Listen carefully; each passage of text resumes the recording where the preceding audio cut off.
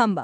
तुम्हाला माहिती आहे का की तुमचा सर्वात कठीण मिळवलेल्या प्रॉपर्टीच्या गव्हर्नमेंट रेकॉर्डमध्ये तुमचं नावच नाहीये? तुम्ही पैसे दिले, डील केली आणि प्रॉपर्टी रजिस्ट्रेशन सुद्धा केलं.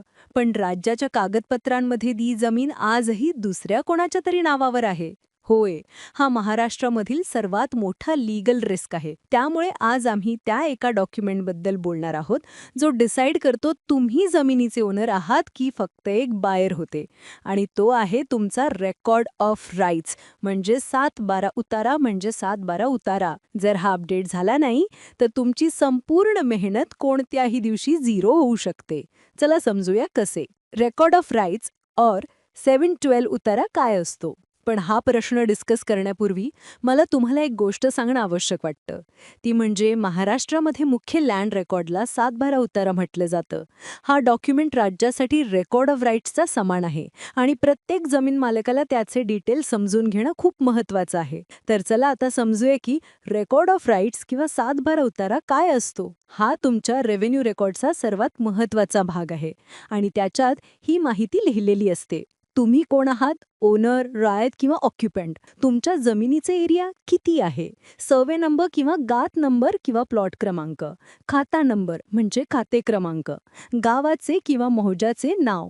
जमीन कोणत्या कॅटेगरीची आहे? ॲग्रिकल्चरल, नॉन ॲग्रिकल्चर किंवा रेसिडेन्शियल. आणि ती प्रॉपर्टी कोण यूज करत आहे किंवा कोणाच्या पोझिशनमध्ये आहे.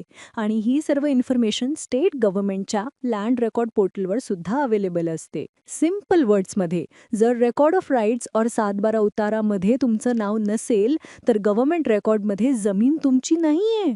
सर्वात मोठी चूक, द बिगेस्ट मिस्टेक. या बाबतीत लोकांनी जी सर्वात मोठी मिस्टेक केलेली असते ती म्हणजे सेल डीड रजिस्टर झाली, रजिस्ट्रेशन कंप्लीट झालं आणि ते विचार करतात की बस आता प्रॉपर्टी तुमची झाली. पण हा विचार महाराष्ट्रामध्ये चुकीचा आहे. रजिस्ट्रेशनमुळे फक्त डीड ट्रान्सफर होते. ओनरशिप तेव्हापर्यंत कंप्लीट होत नाही जोपर्यंत तुमचे नाव रेकॉर्ड ऑफ राईट्स किंवा 7/12 उतारामध्ये नोंदवले जात नाही. या सर्वात महत्त्वाच्या प्रोसेसला म्युटेशन म्हणतात, म्हणजे दाखल खारिज. याचा अर्थ जर तुम्ही म्युटेशन केलं नाही तर तुम्ही गव्हर्नमेंट रेकॉर्डमध्ये ओनर बनणार नाही, टॅक्स अपडेट होणार नाही, बिल्डिंग प्लॅन सँक्शन मिळणार नाही, लँड यूज कन्व्हर्जन होणार नाही, तुम्ही property sale as clear owner करू शकत नाहीत आणि डिस्प्यूटमध्ये तुमचा केस वीक होऊन जाईल. आणि सर्वात मोठा रिस्क, जर कोणा फॉर्मर ओनरनी राईट्स क्लेम केले तर गव्हर्नमेंट रेकॉर्डमध्ये रेकॉर्ड ऑफ राईट्स और 7/12 उतारा हा फायनल अथॉरिटी असतो. रेकॉर्ड ऑफ राईट्स और 7/12 उतारा अपडेट नाही झाला तर काय होईल? आता प्रश्न आहे की रेकॉर्ड ऑफ राईट्स और 7/12 उतारा अपडेट झाला नाही तर काय होऊ शकतं? कल्पना करा, तुम्ही लाईफची सर्व सेव्हिंग्स लावून एक छोटा प्लॉट विकत घेतला. रजिस्ट्रेशन झालं, तुम्ही आनंदी आहेत. पण एक दिवस तुम्हाला कळतं की ऑनलाईन पोर्टलमध्ये तुमचं नाव शोच होत नाहीये. रेकॉर्ड ऑफ राईट्समध्ये अजूनही माझी मालिकाचं नाव दिसतंय. तुम्हाला शॉक बसतो, तुमचा विश्वास तुटतो आणि जेव्हा तुम्ही तलाठी, तहसील ऑफिसमध्ये जाता तेव्हा तुम्हाला कळतं की म्युटेशनसाठी अप्लाय केलं नव्हतं. टॅक्स जुन्या ओनरच्या नावाने जात होता आणि सिस्टम तुम्हाला टायटल अनक्लिअर म्हणते तेव्हा रिअलायझेशन होतं की रजिस्ट्रेशन होतं पण रेकॉर्ड ऑफ राईट्स नाही, म्हणजे गव्हर्नमेंटनुसार तुम्ही ओनर नाहीयेत. रेकॉर्ड ऑफ राईट्स इतका इम्पॉर्टंट का आहे? आता प्रश्न आहे की महाराष्ट्रामध्ये रेकॉर्ड ऑफ राईट्स और 7/12 उतारा इतका इम्पॉर्टंट का आहे?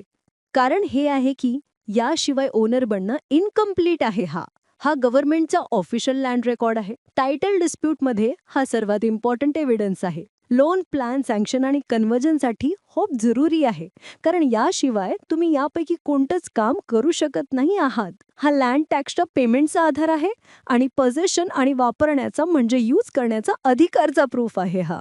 आणि जर कोणी तुमच्या प्रॉपर्टीवर कब्जा करत असेल किंवा करू इच्छित असेल तर हाच तुम्हाला वाचवतो. रेकॉर्ड ऑफ राईट्स और 7/12 उतारा अपडेट कसा होईल? आता प्रश्न आहे की रेकॉर्ड ऑफ राईट्स और 7/12 उतारा अपडेट कसा होईल? ROR और 7/12 उतारा अपडेट कसा होईल?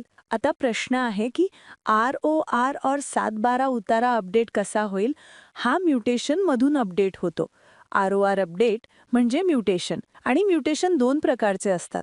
पहिला रजिस्ट्रेशन बेस्ड म्युटेशन म्हणजे सेल नंतर, आणि दुसरा लेगसी म्युटेशन म्हणजे जुने रेकॉर्ड करेक्शन. आणि तो अपडेट करण्यासाठी तुमच्याकडे हे असणं आवश्यक आहे: sale deed, registration receipt, ID proof, old ROR और 7/12 उतारा कॉपी, टॅक्स रिसीट आणि revenue department verification papers, closing and call to action.